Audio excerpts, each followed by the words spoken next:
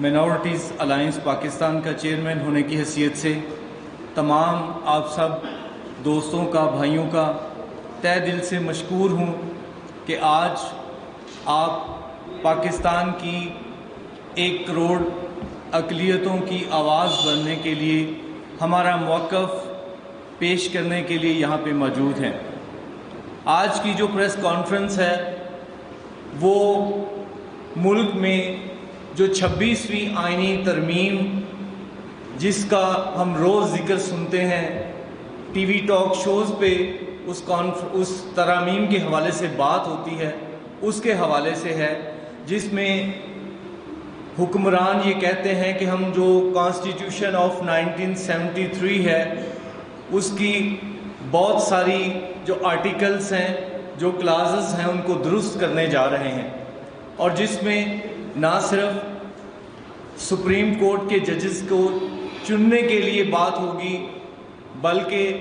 جو federal constitutional court ہے یعنی وفاقی آئینی عدالت، اس کے قیام کے حوالے سے بھی ترامیم لائی جا رہی ہیں، اور بہت سارے ایشو ہیں۔ لیکن سب سے پہلے تو میں محترم جناب بلاول بھٹو زرداری صاحب جو پاکستان پیپلز پارٹی کے چیئرمین ہیں، ان کی جو تجویز ہے کہ ملک میں وفاقی آئینی عدالت قائم ہونی چاہیے، میں پاکستانی اقلیتوں کی ترجمانی کرتے ہوئے اس تجویز کا خیر مقدم کرتا ہوں، اور میں یہ سمجھتا ہوں کہ یہ صرف وفاقی سطح پہ نہیں بلکہ صوبائی سطح تک بھی یہ جو آئینی عدالتیں ہیں وہ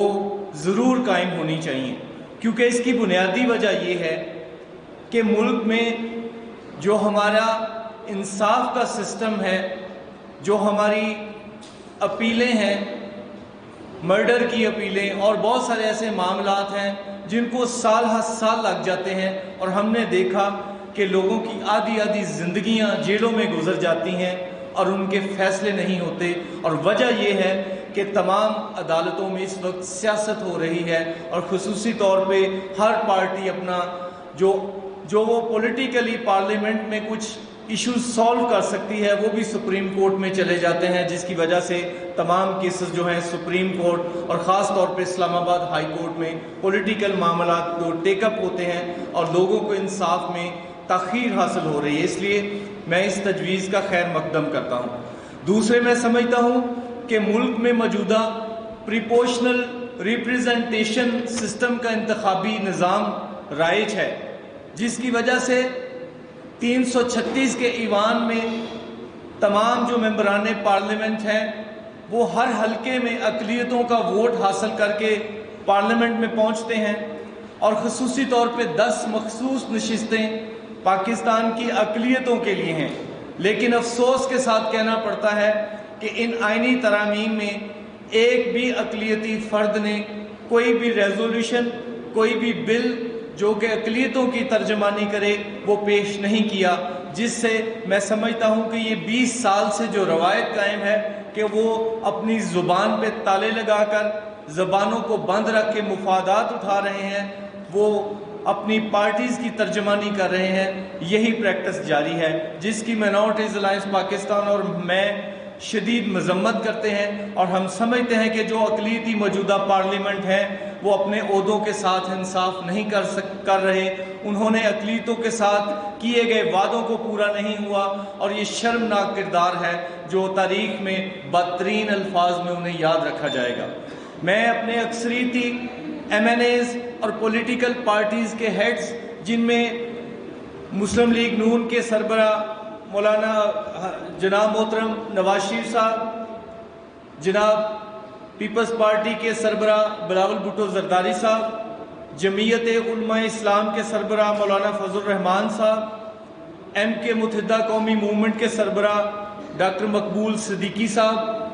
اور صدر پاکستان جناب آصف علی زرداری صاحب، وزیر اعظم پاکستان جناب شہباز شریف صاحب، میں آپ سے بھی گزارش کرتا ہوں کہ اب تو آپ بھی اپنے اپنے حلقوں میں اقلیتی ووٹرز کے ووٹ لے کے آتے ہیں، کیا یہ ضروری نہیں کہ جب آئین پاکستان کی درستگی کرنے جا رہے ہیں تو اس میں کچھ ایسی آرٹیکلز ہیں جس سے ہم متاثر ہوتے ہیں، جس سے اقلیتوں کا حقوق کی پامالی ہوتی ہے، وہ میں آپ سب کے سامنے رکھوں گا۔ سب سے پہلے تو آرٹیکل 25 جو ایکویلٹی آف سٹیزن شپ کی بات کرتا ہے کہ پاکستان میں تمام لوگ برابر کے شہری ہیں، اور میں یہ سمجھتا ہوں کہ آئین کو اس کی ترجمانی حقیقی طور پہ کی جانی چاہیے، اور یہ دیکھنا چاہیے کہ کیا آرٹیکل 25 کے برعکس کوئی ملک میں ایسی آرٹیکل قانون میں شامل تو نہیں، ایسی شکیں تو شامل نہیں جن کا ازالہ کیا جانا بہت ضروری ہے۔ اور میں آج وہ شکیں آپ کے سامنے رکھتا ہوں جو مائنورٹیز الائنس پاکستان، میری یہ لیگل ٹیم، ہمارے وکلا صاحبان نے بڑی عرق ریزی کے ساتھ ان تمام آئین کو ان کی پڑھتے ہوئے ان میں سے وہ جو آرٹیکلز ہیں وہ ہم سامنے لے کے آپ کے سامنے رکھنا چاہتے ہیں، اور یہ ڈرافٹ ہم نے تحریری طور پہ تمام پارٹی سربراہوں کو بھی بھیجا ہے، صدر وزیر اعظم کو بھی بھیجا ہے کہ یہ اقلیتوں کی ترجمانی کرتے ہوئے آپ اس ہمارے ڈرافٹ کو، آئینی مسودے کو بھی 26ویں آئینی ترمیم میں غور کریں۔ اور خصوصی طور پہ جب پرسوں بلاول بھٹو نے اپنے ایکس اکاؤنٹ پہ جب تمام اپنا ڈرافٹ شیئر کیا تو انہوں نے لوگوں سے تجاویز بھی مانگی، تو یہ ایک پریس کانفرنس کے ذریعے اپنے ان رہنماؤں کے سامنے ہماری تجاویز ہیں۔ سب سے پہلے تو آرٹیکل 36 جس میں پروٹیکشن آف مائنورٹیز کی بات کی گئی ہے کہ اقلیتوں کے حقوق کا تحفظ کیا جائے، تو اس میں ایک ورڈ ہے the state shall protect the legitimate rights and interest of the minorities including their due representation۔ اس میں ہم یہ کہتے ہیں کہ لیجیٹیمیٹ یعنی قانونی جو رائٹس ہوتے ہیں، حقوق ہوتے ہیں، وہ قانونی اور غیر قانونی نہیں ہوتے۔ رائٹس، فنڈامنٹل رائٹس سب کے برابر ہوتے ہیں۔ یہ صرف ایک اس کو ہرڈل کریٹ کرنے کے لیے کہ جائز